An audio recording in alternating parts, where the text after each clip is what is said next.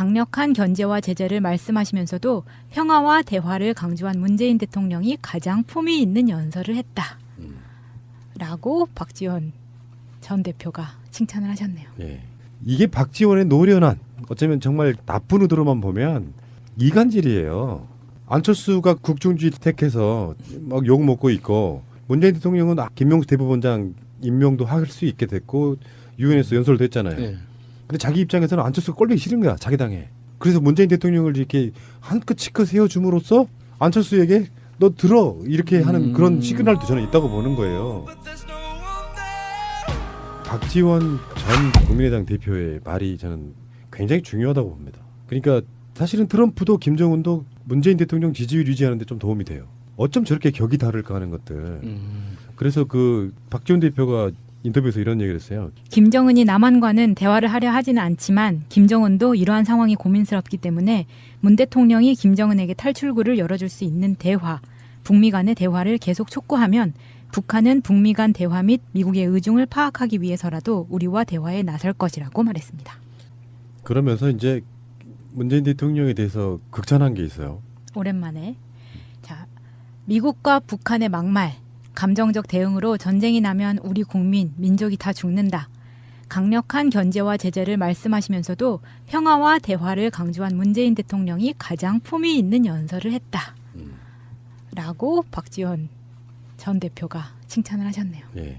사실 요즘 돌아가는 국제 정세를 보면 미국하고 북한은 지금 거의 그 낭떠러지 끝에 서로 낭떠러지 끝으로 달려가고 있는 형국이거든요.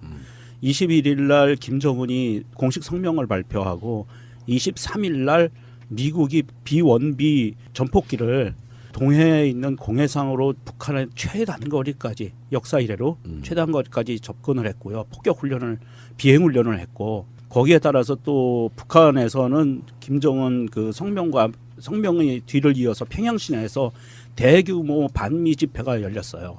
공식적인 그 행사였습니다. 이거는 북한 정부가 관계된 이런 상황들이 23일 날 동시에 벌어졌거든요. 이런 그 일촉즉발의 사실은 국제 정치를 하시는 국제 정세를 분석하시는 분들이 보기에는 지금 굉장히 한반도가 위험한 상태로 가고 있다. 이런 전망들을 하고 있는데 조금 그 다른 분석도 가능해요. 사실 이런 부분에서 아무도 얘기를 안 하는데 북한이 올해 2017년에 헌법을 개정을 했습니다. 그래서 헌법을 개정해서 그 이전에는 북한의 그 최고 권력기관이 국방위원회였어요. 그래서 국방위원장 누구였죠? 김정일 국방위원장이었죠. 그런데 이 국방위원회라는 직제를 없앱니다. 그래서 개헌을 하면서 이 헌법에 들어가 있는 거거든요. 그래서 헌법에 어떻게 들어가 있냐면 거기도 상권분립이 있잖아. 네, 그럼요. 그 군사, 당, 행정부 이렇게 해가지고. 예, 그래서 올해 그 개정되기 전에 북한 헌법의 제6장 국가기구를 보면 1절에는 최고인민회의라고 나와요. 이거는 이제 뭐 국회 같은 역할을 하는 건데 가장 그 높은 기구고요. 그 다음에 나오는 것이 조선민주주의인민공화국 국방위원회 이렇게 나온다. 2절에. 그 다음 기구고 이거는 조선민주주의인민공화국의 최고 영도자다. 국방위원회 위원장이 이렇게 못 박혀 있어요. 그래서 김정일이었었죠 이게. 그런데 이것을 바꿔가지고 이번 개헌에서는 어떻게 바꿨냐 하면 국무위원회라는 걸 만들어요. 그러니까 국무위원회를 만들었는데 이 국무위원회라는 역할은 뭐냐 하면 행정부라는 거예요. 우리나라 행정부. 그래서 행정부의 수장이 됐어요. 김정은이가. 그래서 행정부의 수장이 됐는데 그러니까 이제는 앞으로는 김정은을 얘기할 때는 김정은은 직책이 3개입니다. 김정은의 직책은 노동당 위원장, 북한군 최고사령관, 그 다음에 국무위원회 위원장이에요. 네, 아직은 주석은 못 된 거죠. 주석은 김일성밖에 없고요. 없고. 네, 없어요. 그 헌법에 못 박혀 있어요. 김일성은 최고 존엄. 북한의 태조. 맞아요. 그렇게 표현이 돼 있어요. 태조. 북한의 사회주의 국가를 만든 지조로 표현이 돼 있어요. 헌법에. 거기도 개헌하자고 하겠네. 그러면 그렇게 따지면은 지금 김정은이는 세종인데 태종급 아닌가요? 태조는 이제 김정일이었고요. 그래서 김정은이 역할이 이번에 그 성명서를 굉장히 강경한 성명서를 냈는데도 불구하고 북한군 최고사령관 명의로 낸 게 아니고요. 국무위원회 위원장 명의로 냈어요. 무슨 말씀이냐면 행정부의 수장의 명의로 낸 거예요. 그 뜻은 뭐냐 하면 김정은이는 김정일이 갖고 있던 선군 정치를 이제는 버린 거예요. 헌법에서. 그러니까 선군 정치 군대를 앞세워서 그 모든 국가 역량을 군대에다 몰아줬었잖아요. 김정일이. 그게 선군 정치인데 그것을 헌법에서 아예 버린 거예요. 그러니까 군사독재를 버렸다는 뜻이고. 그렇죠. 예. 행정부의 중심으로 국가 체제를 운영해 나간다는 건데 김정은이 그 발표했던 성명서의 강경한 내용만을 볼 게 아니라 김정은이 어떤 직책으로 이 성명서를 발표했는지를 보면 김정은의 현재 스탠스 위치가 보인다는 거죠. 제가 우리 명정님을 국정원 직원으로 의심해왔던 것이 이제 오늘 해소가 됩니다. 확실합니다. 아니 조금 안타까운 게 저도 안타까운 게 뭐냐면 이번에 그 북한 헌법이 개헌된 부분을 좀 찾아보고 싶었는데 대한민국에서는 열람 불가가 돼 있어요. 아직 묶여 있어요. 그럼 어떻게 알았어? 뭐 서칭. 근데 그 이전 헌법 어디로 신고해야 되죠? 1111. 1, 2, 3. 그 이전 헌법까지는 1, 2, 3은 다산 콘설트가 거기로 하시면 돼요. 그 이전 개정 전 헌법까지는 우리나라 통일부에서 자료를 줘요. 그렇겠죠. PDF 파일로 주는데 이번에 개정된 헌법은 아직 우리나라에서는 공식적으로 배포가 안 되고 있고요. 그래서 그건 읽어드리지 못합니다. 제가 갖고 있음에도 불구하고. 근데 열람이 안 돼요. 우리나라에서는. 외국에 나가면 열람이 되는데. 북한에 대한 이해가 확 생겼어요. 주석이 김일성이 영국 결번인지 몰랐네. 영국 결번 맞아요. 영국이 only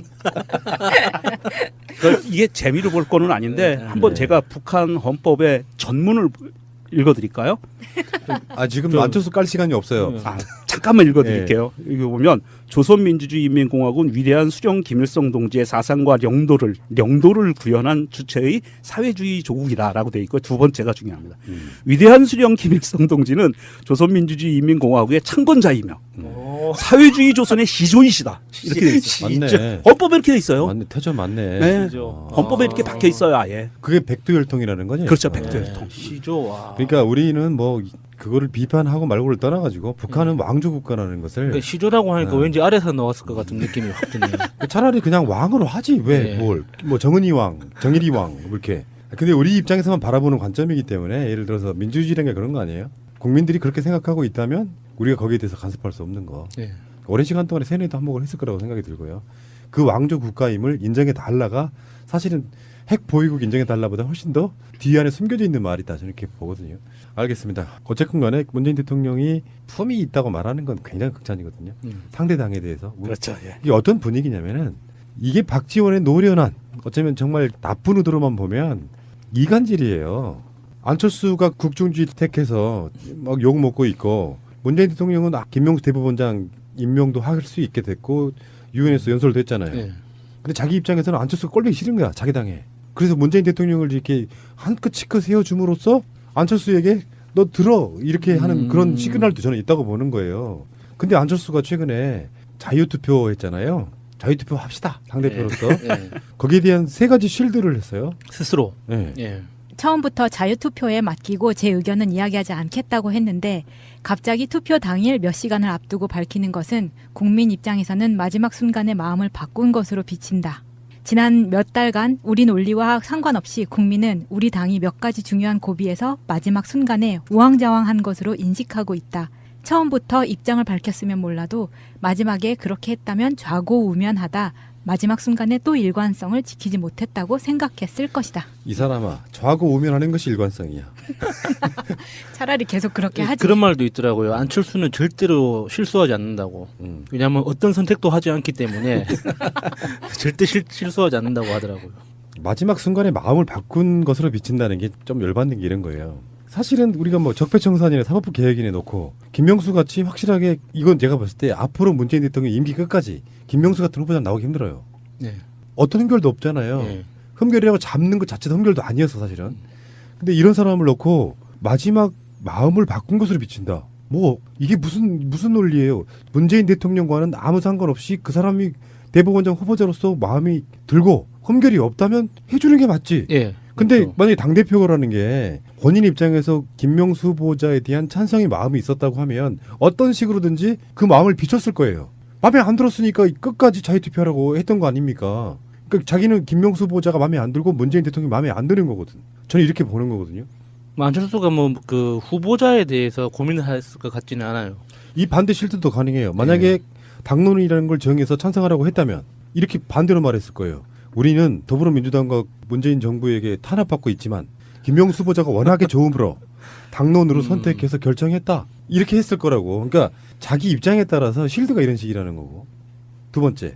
대법원장 후보에 대해 찬반을 밝혔다면 이번만이 아니라 앞으로 계속되는 인사투표에서 매번 찬반을 밝히라고 요구받을 것이 자명하다. 이 논리는 방금 했던 논리랑 또 똑같이 네. 말씀드려보면 돼요.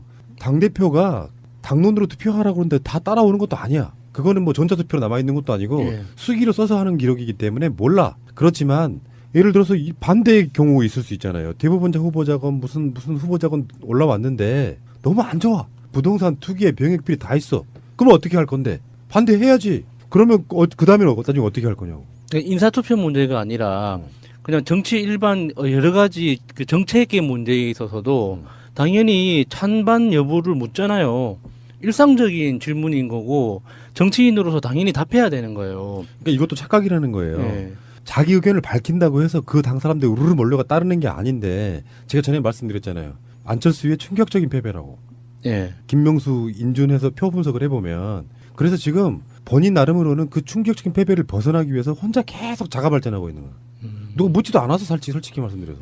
안철수가 그랬다잖아요. 그 앞으로 계속되는 인사투표에서 매번 찬반을 밝히라고 요구받을 것이 자명하다. 하나만 한 소리죠. 이거 매일 아침이 되면 나는 배가 고플 것이 자명하다. 이런 말하고 똑같은 거예요. 아무 의미가 없는 거죠. 정치인으로서 당연히 현안에 대해서 자기 의견을 밝히는 게 정치인의 도리인 거지. 그러면은 누군가 의견을 물어보면은 안 알려주지 하면서 계속 회피하는 게 정치인이 할 일은 아닌 거죠. 뭐 사안 사안마다 뭐 문재인 대통령이 어쩌고저쩌고 막 비판하는 거 있잖아요. 예. 그것도 그런 말을 하지 말아야 돼. 이 논리면 을 떠나가지고 예. 말도 안 되는 소리 하고 있어. 세 번째는요.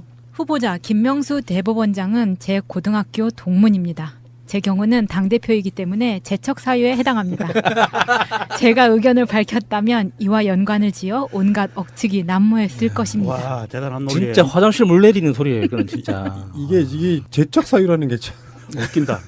에이, 재축사인데 트럼프도 동문이라고 그랬잖아요. 이 본인은. 부산고 출신 관련해서 우리가 160표로 이겼잖아요. 김명수. 예. 몸빨로 다 됐구나. 예. 어디가라는 표현을 160표로 이겼는데 이 중에 우리가 저번에 분석할 때 푸나님이 160표 정도 그 예상하셨잖아요. 160표가 국민의당이 20에서 25석 정도를 투표하면 160석 정도 확보된다고 이렇게 분석을 했는데 그게 아닐 가능성이 있다는 거예요. 바른정당에서도 하태경 의원이 대표적으로 찬성표를 던졌다잖아요. 그리고 자유한국당 측에서도 부산고 출신 의원들이 몇 명 있답니다. 그래서 그 사람들이 당론하고 상관없이 야 부산고는 가야 돼 이 논리로 찬성했다는 썰이 있어요. 아니 그리고 김명수 대법원장이 고3 때 안철수는 중3이었어요. 겹치지도 않고 이렇게 치면은 앞으로 서울대 부산고는 안 되겠네요. 와튼도 그렇고. 아니 이거 와튼스쿨 동문이라고 트럼프하고 얘기가 잘 될 거라고 그렇게 지입으로 공공연하게 얘기를 해놓고 나서 창피해 진짜. 아니 이제는 고등학교는 안 되는 거네. 고등학교 동문은 외국 대학은 되고 아이고 찌질하기가 진짜 이거 아니 변명도 이렇게 변명을 할 네. 정치인이 이 정도 수준밖에 안 돼요. 나는 이과생의 한계를 봤어요. 이 세 가지에서 논리적이지도 않고 지금 이과 비하하시는 거예요? 네, 비하는 건 맞습니다. 아, 나 이과인데. 한 사람만 비하하겠습니다. 어떤 넓은 품도 없어. 자기 방어를 위해서 논리를 만들어내는데 그 논리의 내용들을 보면 문과 출신 제 입장에서 보면 이게 논리가 아니다라고 생각하는 어떤 생각들이 있잖아요. 조금 더 큰 관점으로 아까 야수님도 이야기를 했지만 정치인이 어떤 사안에 대해서 자기 의견 밝히는 건 당연한 거예요. 네. 이게 착각이라고. 자기가 당대표니까 당대표가 그것을 결정해버리면 다 따라올 거라고 착각하는 말도 안 되는 소리 하는 거죠. 그러네 그 큰 착각이네. 엄청 착각이죠. 반장급 착각이죠. 밝힌다고 해서 따라올 사람은 내가 봤을 때는요. 안철수 스타일을 이렇게 곰곰이 들여다보면 정치 오리한 사람들이 보기엔 되게 구상유치해요. 그러니까 정치권에 사회단체나 무슨 행정부에 있거나 법관 나가라 검사하다 들어온 사람들은 뭔가 좀 노련한 느낌이 나는데 안철수는 노련한 느낌이 없어. 정치적으로 어떤 느낌이. 그러니까 품에 앉지를 못하는 스타일인데 정치 오래 한 사람들이 보면 대중적 인기가 그나마 좀 있어서 뭐 대선 후보도 하고 막 그러긴 했는데 막상 이렇게 논리를 펴는 거 보면 우리가 말투도 그렇지만 정말 어린애 같잖아요. 네. 그걸 구상 유치하다고 하는 거야. 초등학교 4학년 그 느낌이라고 얘기하는 거잖아요. 근데 그 사람들이 보기에 안철수가 무슨 찬반 의견 밝힌다 그래서 와, 그 대표님이 찬성하셨다. 날아갑니까? 국회의원들 대부분 그냥 웃어요. 비웃어요.